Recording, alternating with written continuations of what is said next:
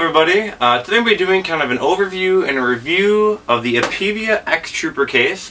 It's a fairly popular case, I've kind of come to realize. You've seen this case in all of my computer videos. I've had it for over 2 years now. That just goes to show how much I like it. I haven't replaced it. So the case itself, I love it to death. I've been getting a lot of questions on the various videos that I upload regarding the case. So I thought I would create a video and kind of covering all the aspects of the case, my opinions on it, the problems, all that kind of stuff. On the case, it's a full ATX case, so that you can use your full ATX motherboards. In this case, I'm using the ASRock Pro 3 motherboard. And it does have these screw holes, so that you can use an MATX motherboard. This was my old motherboard that I used. So you can use MATX and ATX motherboards, full-size ATX motherboard. Some of the cooling aspects on it, obviously the big dominant feature is this very big 200mm fan that's on the side. It's recommended that you use the fan that comes with it. It's a special fan that's only 20mm thick, as opposed to normal 200mm fans, which are 30mm thick. And so if you have it too thick, you start running into problems of running into the graphics card and it being too thick. And also it's hard to screw on. The standoffs for the fan are kind of raised, and so it's perfectly designed for this fan. And so it's not recommended that you change the fan. You would have to buy this fan directly from Apevia. That comes in the red, the green, and the blue. In this case I'm using the green. On the front of the case we have a 120mm fan as well. So you got a nice intake on the front that's kind of cooling the hard drive area. You have two more 120mm fan ports on the top. And finally, a 120mm fan port on the back. And so you have a lot of cooling options, and that's why I really like this case. You can get a lot of adequate cooling if you're overclocking a graphics card or you need a lot of air in there. You're getting plenty of that. So the way I have my fans, I have an intake on the front, the side is an intake, and then the two top are out and the back is out. We're going to open up the case here so you can kind of check out the inside. You can see you have a lot of open space for the motherboard area. It does have plenty of cable management options, which is really nice. You have a nice hole that's right next to where the power supply is. You can route the cables through the back. You have more holes along the motherboard here, so you can route more cables through the back.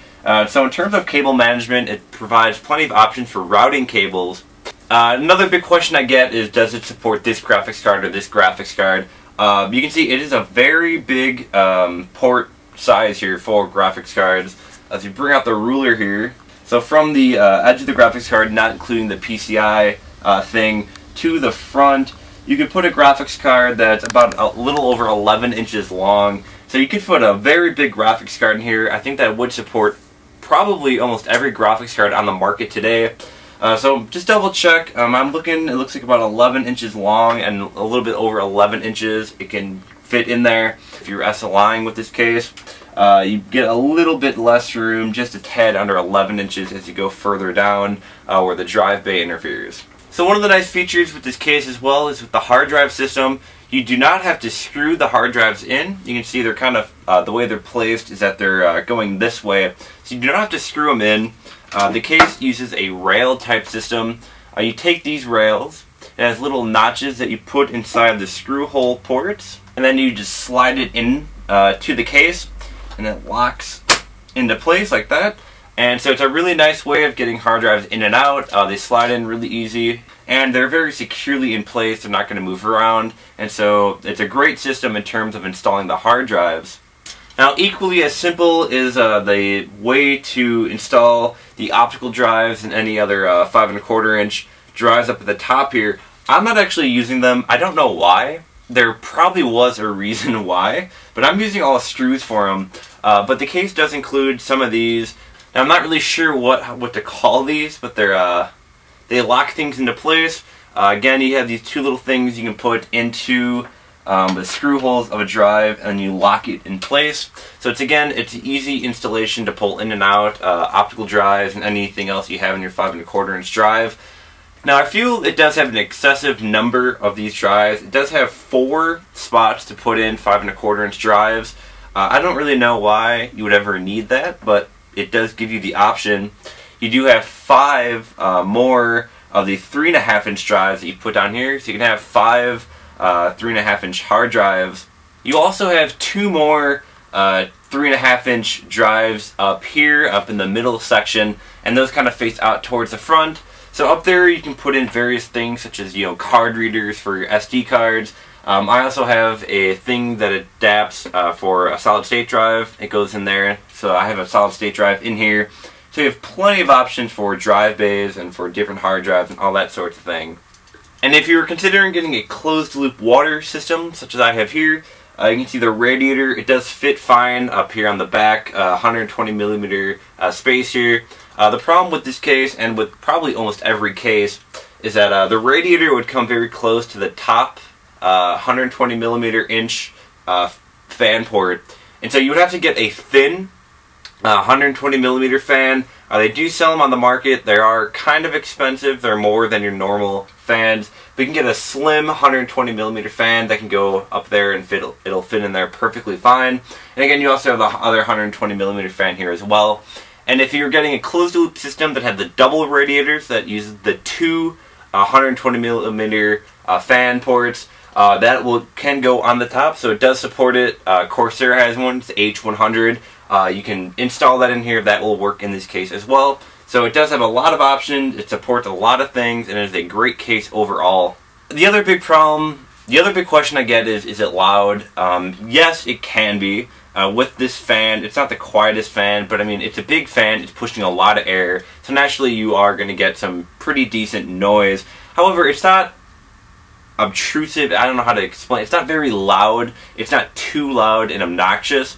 To put it this way, I lived in a dorm for 2 years with a roommate, and he was able to fall asleep while I was on my computer.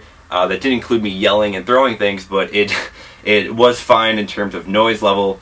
I think the LEDs would be more of a nuisance in terms of trying to go to sleep with the computer on. Because they are all LED fans here. I have the green one, so it's pretty bright. But again, it's not that big of a problem. And finally, the other big question I get is, does it collect a lot of dust? Yes. That is actually a pretty big problem with the case, but it's what you come to expect with cases that have so many fan ports. Now, you can buy fan filters. They do sell those. They are available. I know they will probably work for all the 120 millimeter fan ports. The question becomes whether it would work for the big 200 millimeter one. You would have to, first of all, you have to find a 200 millimeter fan filter and install it. But I think the screws, it might have a little bit of a problem because the included screws might be too short to support a filter on the side here. So that's something you have to look into. Like, you can also use other screws. You don't have to use the ones included. I'm using longer screws, so I can actually support a filter most likely. I'm not going to have one actually. I don't like filters. I like being able to see right in, no problem. And so I have all these components I like to look at, so I want to be able to look at them. So yeah, dust, it can be a slight problem. So definitely clean it out, if not monthly, maybe even a little bit more. It doesn't take a lot. Get a can of compressed air, just spray it around, get all the dust out. It's not too hard to do. The cans are pretty cheap. I think these are like $4 at the most. Don't get the fancy spray, just get this cheap stuff. Ultra Duster, got $1.99 at Micro Center. On the back of the case, it has 7 PCI slots. The way you kind of have to rip them out. They do not go back in. But you can buy these little things at basically any computer store. They're little brackets that you can put back on to the back panel here. If you're changing out graphics cards, or you take out some PCI component in there that you had, now you're just going to have the spot open. You can pick these up. They're really cheap. A 3-pack for like $2. Nothing too much. But yeah, depending on the card, it does support SLI or Crossfire. You can put multiple graphics cards in here. I would say probably at least 3 graphics cards in here. If you had them all on the 16 slots right next to each other, on top of each other, you can probably fit 3 graphics cards in here. I don't think you'll be able to SLI them, especially with cards that take up 2 slots. Because again, there are 7 PCI slots and graphics cards that take up 2. You won't be able to SLI 4. I think you probably could be able to SLI 3 graphics cards at the most. And then just some of the features with the case as well. It's got 4 USB ports on the top, as well as an eSATA, so you can kind of hot swap hard drives. It also got the microphone port, standard headphone port as well. You have your reset button that basically restarts your computer to hard restart. So if you're running Windows, don't use that to restart. Just hit start and then restart. And it also has obviously your power button as well. And those are all on the top.